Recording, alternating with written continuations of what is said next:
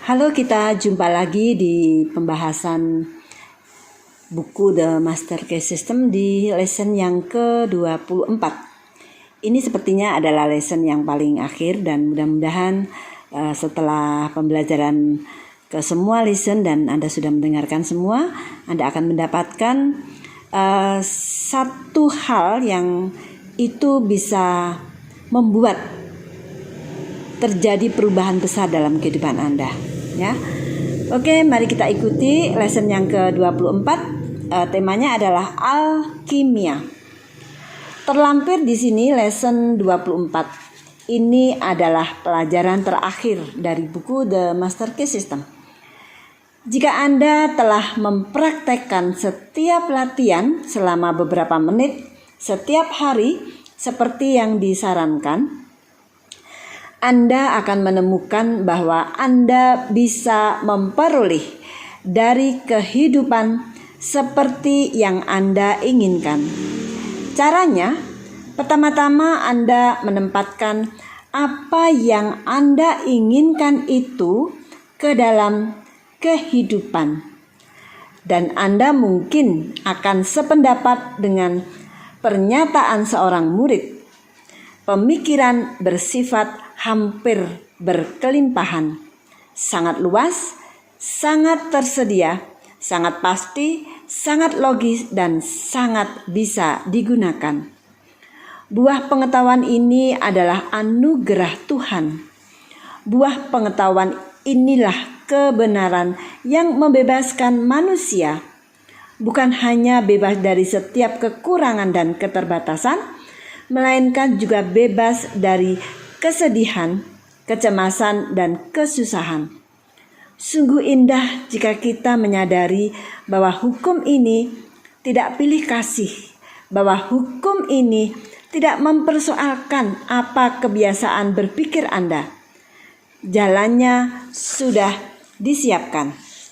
Jika Anda cenderung religius, guru agama teragung yang pernah dimiliki dunia akan menunjukkan jalan sehingga semua orang bisa mengikutinya. Jika kemampuan mental Anda cenderung mengarah ke ilmu fisika, hukum ini akan bekerja dengan ketepatan matematis. Jika Anda memiliki kecenderungan filosofis, Plato dan Emerson mungkin dapat menjadi guru Anda. Tetapi di setiap situasi apapun, Anda bisa meraih tingkat kecerdasan yang tak terbatas. Saya percaya bahwa pemahaman tentang prinsip inilah rahasia yang dicari dengan sia-sia oleh para praktisi alkimia kuno. Karena rahasia ini menjelaskan bagaimana emas di pikiran bisa diubah menjadi emas di dalam hati dan emas di genggaman tangan. Pada lesson yang ke-24 ini, lesson yang terakhir ini, kita akan mempelajari ada 31 poin pembelajaran. Oke, mari kita mulai. Ketika pertama kali para ilmuwan menyatakan bahwa matahari berada di pusat sistem tata surya dan bumi berputar mengelilinginya, banyak orang yang sangat terkejut dan ketakutan. Seluruh ide itu pasti salah karena tidak ada yang lebih pasti daripada pergerakan matahari di langit. Dan setiap orang bisa melihatnya tenggelam di balik bukit di sebelah barat dan tenggelam di laut. Kaum terpelajar marah dan para ilmuwan menolak ide yang dianggap tidak masuk akal itu. Namun, akhirnya bukti memberikan keyakinan di pikiran semua orang. Kita berbicara tentang lonceng sebagai benda yang bernyanyi. Namun, kita tahu bahwa yang dilakukan lonceng hanyalah menghasilkan getaran di udara. Bila getaran ini sampai pada kecepatan 16 per detik, maka bunyi itu bisa didengar di dalam pikiran. Pikiran bisa mendengar getaran pada kecepatan 38.000 per detik. Bila kecepatannya melebihi angka itu, semuanya menjadi hening lagi. Dengan demikian, kita tahu bahwa suara itu tidak terletak di lonceng, melainkan di pikiran kita.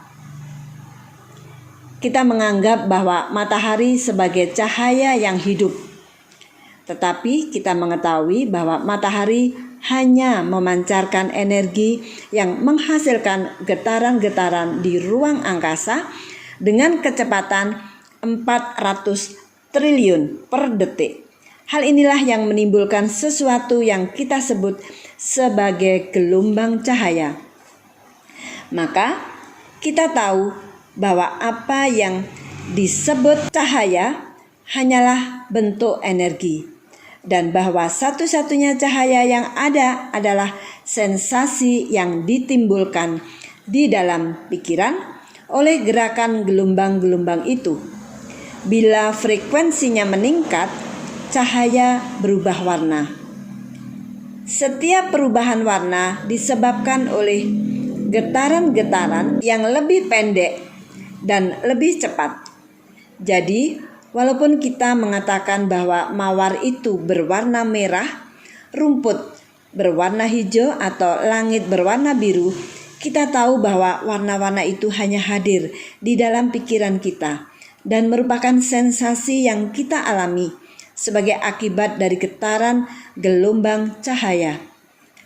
Ketika getaran tersebut melambat dengan kecepatan kurang dari 400 triliun per detik, hal itu tidak lagi datang kepada kita sebagai cahaya, namun sebagai panas. Maka jelaslah bahwa untuk urusan realitas benda, kita tidak bisa bergantung pada bukti yang tertangkap sistem penginderaan kita. Seandainya saja kita bisa bergantung pada indera, kita harus percaya bahwa matahari bergerak dan dunia ini datar alih-alih bundar, bahwa bintang-bintang adalah percikan cahaya alih-alih matahari-matahari yang besar. Seluruh rangkaian teori dan praktek dari sistem metafisika apapun terkandung di dalam pengetahuan tentang kebenaran yang terkait dengan Anda sendiri dan dunia tempat Anda hidup. Pengetahuan bahwa untuk mengekspresikan harmoni, Anda harus memikirkan kondisi yang harmoni. Untuk mengekspresikan kesehatan, Anda harus memikirkan tentang kesehatan. Untuk mengekspresikan kelimpahan, Anda harus memikirkan kelimpahan. Untuk ini, Anda harus membalikkan bukti yang tertangkap oleh sistem penginderaan Anda. Jika Anda mengetahui bahwa setiap bentuk penyakit, rasa sakit, kekurangan, dan keterbatasan hanyalah hasil dari cara berpikir yang salah, Anda pasti sudah mengetahui kebenaran yang akan membuat Anda bebas. Anda akan melihat bagaimana gunung bisa dipindahkan. Jika gunung-gunung ini hanya terdiri dari rasa ragu, takut, tidak percaya, atau bentuk keputusasaan lainnya, semua itu sebenarnya tidak real. Mereka tidak hanya perlu dipindahkan, melainkan dibuang ke laut.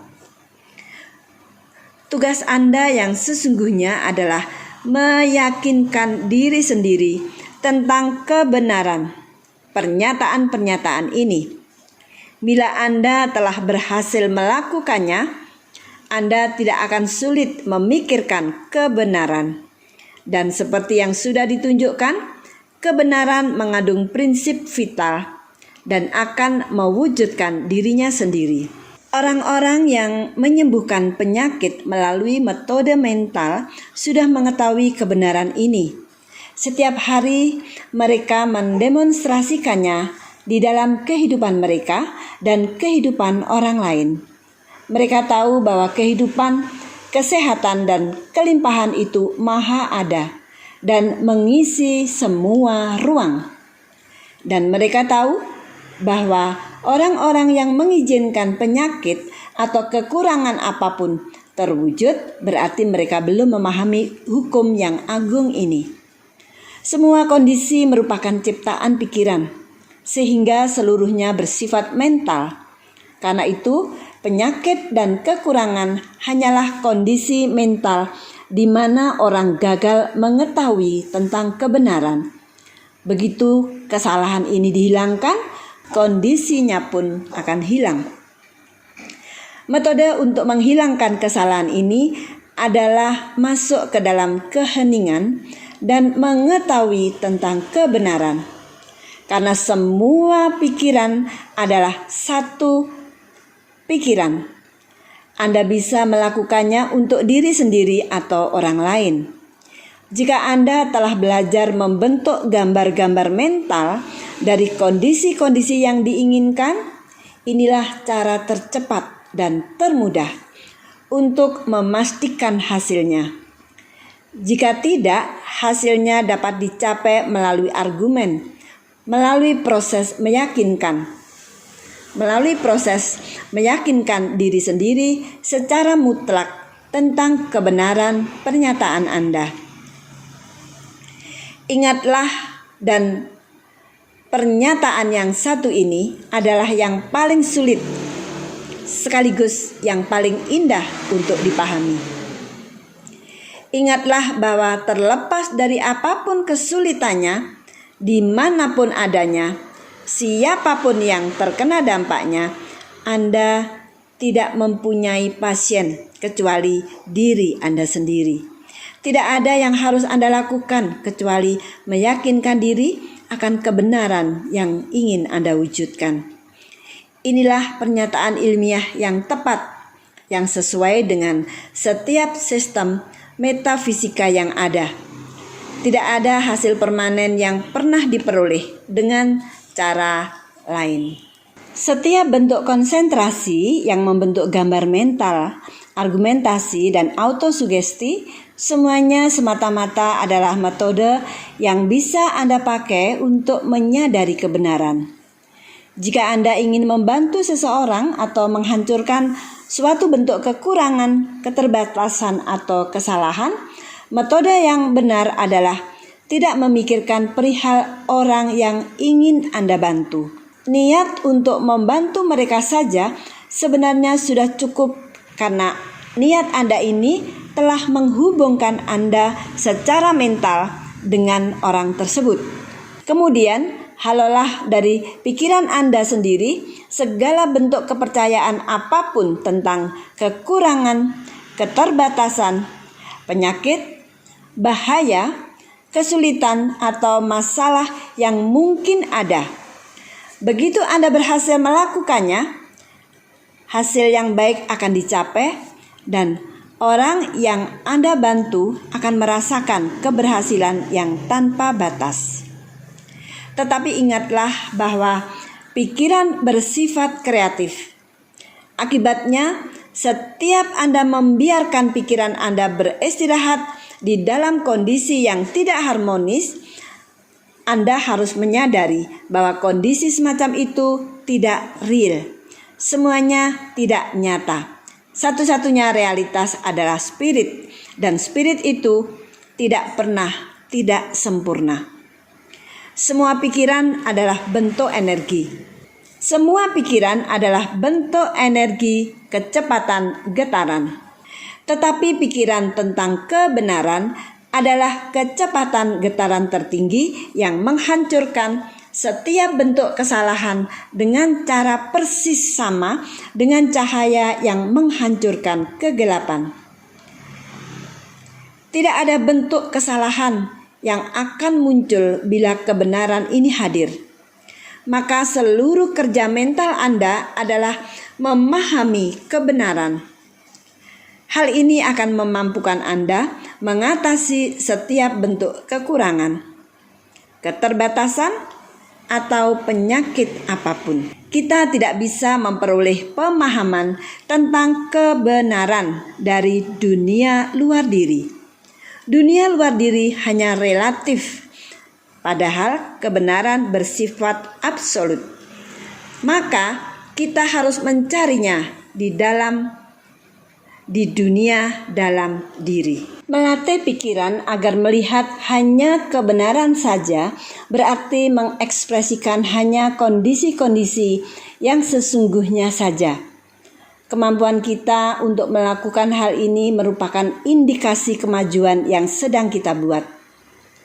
Kebenaran mutlak adalah bahwa aku ini sempurna dan utuh. Aku yang sesungguhnya adalah spiritual dan karenanya tidak bisa kurang dari sempurna. Aku tidak bisa memiliki kekurangan, keterbatasan, atau penyakit. Kejeniusan tidak berasal dari gerak molekul otak. Kejeniusan ini diinspirasi oleh ego si aku, spiritual yang menyatu dengan pikiran universal.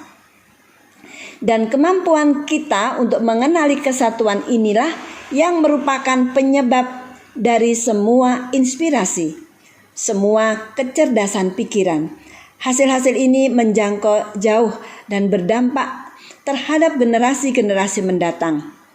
Semua hasil ini adalah pilar-pilar api yang menandai jalan yang diikuti oleh jutaan orang. Kebenaran bukanlah hasil dari pelatihan logika atau eksperimen, bahkan bukan dari pengamatan. Kebenaran adalah produk kesadaran yang berkembang. Kebenaran di dalam seorang kaisar bermanifestasi di dalam perilaku kaisar, di dalam kehidupannya, di dalam tindakannya, dan di dalam pengaruhnya pada bentuk-bentuk sosial dan kemajuan. Kehidupan Anda, tindakan Anda, serta pengaruh Anda di dunia akan bergantung pada tingkat kebenaran yang bisa Anda alami. Karena kebenaran tidak bermanifestasi di dalam kredo atau iman, melainkan di dalam tindakan. Kebenaran bermanifestasi di dalam karakter, dan karakter seseorang haruslah merupakan interpretasi dari agamanya atau apa yang baginya merupakan kebenaran. Hal ini pada gilirannya akan terbukti di dalam karakter dari harta miliknya. Jika seseorang mengeluhkan soal kekayaannya, ia berlaku tidak adil pada dirinya, seolah ia menyangkal kebenaran rasional, walaupun kebenaran itu tetap nyata dan tak terbantahkan. Lingkungan kita dan sekian banyak keadaan dan peristiwa hidup kita sudah ada di dalam kepribadian bawah sadar yang menarik ke dirinya sendiri materi mental dan materi fisik yang sesuai dengan sifatnya. Demikianlah masa depan kita ditentukan dari masa kini kita. Jika tampaknya ada ketidakadilan di dalam segi atau fase kehidupan, kita harus melihat ke dalam diri dan mencari penyebabnya. Lalu, kita harus berusaha menemukan fakta mental yang menjadi sumber manifestasi luar itu. Kebenaran inilah yang membuat Anda bebas. Pengetahuan yang sungguh-sungguh tentang kebenaran inilah yang akan memungkinkan Anda mengatasi setiap kesulitan. Kondisi-kondisi yang Anda temui di dunia luar diri selalu merupakan hasil dari kondisi-kondisi yang terdapat di dunia dalam diri. Telah terbukti dengan akurasi ilmiah bahwa bila cita-cita yang sempurna dipertahankan di pikiran, Anda bisa memunculkan kondisi-kondisi ideal di lingkungan Anda. Jika Anda hanya melihat yang tidak utuh, tidak sempurna, yang relatif, dan yang terbatas, maka kondisi-kondisi ini akan termanifestasi ke dalam kehidupan Anda. Tetapi jika Anda melatih pikiran untuk melihat dan menyadari ego spiritual, si aku yang selalu sempurna dan utuh, maka hanya kondisi-kondisi harmoni, bijak, dan sehat saja yang akan termanifestasi. Pikiran bersifat kreatif. Kebenaran merupakan pikiran yang paling tinggi dan paling sempurna yang dapat dipikirkan oleh siapapun. Sudah amat jelas bahwa memikirkan kebenaran berarti menciptakan apa yang benar. Juga amat jelas bahwa bila kebenaran muncul, maka apa yang salah akan berhenti muncul. Pikiran universal adalah totalitas dari semua pikiran yang ada. Spirit adalah pikiran karena spirit cerdas. Spirit dan pikiran adalah sinonim. Saya ulang ya, biar jelas. Pikiran universal adalah totalitas dari semua pikiran yang ada. Spirit adalah pikiran karena spirit cerdas. Spirit dan pikiran adalah sinonim. Kesulitan yang Anda hadapi adalah menyadari bahwa pikiran bukan individu. Pikiran bersifat maha ada. Ia ada di mana-mana. Dengan kata lain, tidak ada tempat di mana ia tidak ada. Maka ia bersifat universal. Sampai sekarang umumnya manusia menggunakan kata Tuhan untuk menyatakan pikiran universal atau prinsip kreatif ini. Kebanyakan orang memahami Tuhan ini sebagai sesuatu di luar diri mereka. Padahal faktanya justru kebalikannya. Ia adalah bagian dari kehidupan kita sendiri. Tanpa pikiran universal ini, kita akan mati. Kita akan berhenti hidup. Pada saat spirit meninggalkan tubuh, kita bukan apa-apa. Maka sesungguhnya spirit ini berada di dalam diri kita. Satu-satunya aktivitas yang dimiliki oleh spirit adalah kekuatan berpikir. Maka pikiran haruslah kreatif karena spirit itu kreatif. Kekuatan kreatif ini bersifat impersonal dan kemampuan Anda untuk berpikir akan bisa mengendalikan dan memanfaatkannya untuk diri sendiri dan orang lain. Bila kebenaran pernyataan ini disadari, dipahami, dan dihargai, Anda sudah memiliki Master Key.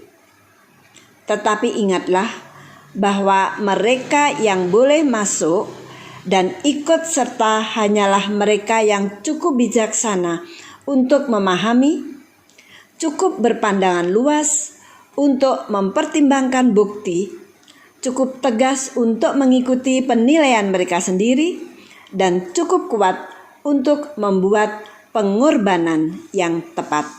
Oke, untuk latihan minggu ini, cobalah menyadari bahwa dunia tempat kita hidup ini benar-benar indah. Bahwa Anda adalah makhluk yang luar biasa, bahwa banyak orang merasa disadarkan karena pengetahuan tentang kebenaran. Segera setelah sadar dan memahami pengetahuan tentang hal-hal yang sudah disiapkan untuk mereka, mereka juga menyadari bahwa mata belum melihat, telinga belum mendengar, keduanya pun belum memasuki hati manusia. Inilah kemegahan yang tersedia bagi mereka yang mendapati diri mereka di tanah perjanjian. Mereka telah menyeberangi sungai penghakiman dan tiba di titik diskriminasi antara yang benar dan yang salah. Dan mereka telah menemukan bahwa semua yang pernah mereka inginkan dan impikan hanyalah konsep samar tentang realitas yang menyilaukan. Oke, kita akhiri pembahasan dari lesson yang ke-24 ini dengan tanya jawab sebagai panduan studi Anda. Dan lesson yang ke-24 ini merupakan lesson yang terakhir juga ya. Oke. Teori dan praktek setiap sistem metafisika yang ada bergantung pada prinsip apa? Pada pengetahuan tentang kebenaran, menyangkut diri Anda sendiri dan dunia tempat Anda hidup. Apa kebenaran tentang diri Anda sendiri itu? Aku yang sesungguhnya atau ego itu bersifat spiritual sehingga tidak pernah tidak sempurna. Apa metode yang menghancurkan setiap kesalahan? Secara mutlak meyakinkan diri Anda sendiri tentang kebenaran yang berhubungan dengan kondisi yang Anda inginkan untuk terwujud. Bisakah kita melakukan hal ini untuk orang lain? Pikiran universal di mana kita hidup, bergerak, dan ada adalah satu dan tak terbagi. Maka kita bisa membantu orang lain sebagaimana kita membantu diri sendiri. Apakah pikiran universal itu? Totalitas semua pikiran yang ada. Di mana pikiran universal itu? Pikiran universal itu maha ada. Ia ada di mana-mana. Tidak ada tempat di mana ia tidak ada. Maka ia ada di dalam diri kita. Ia adalah dunia dalam diri. Ia adalah spirit kehidupan kita. Apa sifat dari pikiran universal itu? Ia adalah spiritual sehingga bersifat kreatif. Ia berusaha mengekspresikan diri di dalam bentuk. Bagaimana kita bisa bertindak sesuai dengan pikiran universal itu? Kemampuan kita untuk berpikir adalah kemampuan kita untuk bertindak sesuai dengan pikiran universal dan mewujudkannya demi manfaat bagi diri kita sendiri atau orang lain. Apa yang dimaksud dengan berpikir? Pemikiran yang jernih, tegas, tenang, disengaja dan berkelanjutan dengan akhir yang terlihat jelas. Kemudian apa hasilnya? Anda juga akan bisa mengatakan, bukanlah aku yang melakukan pekerjaan, tetapi Dia yang berdiam di dalam diriku. Dialah yang melakukan pekerjaan itu.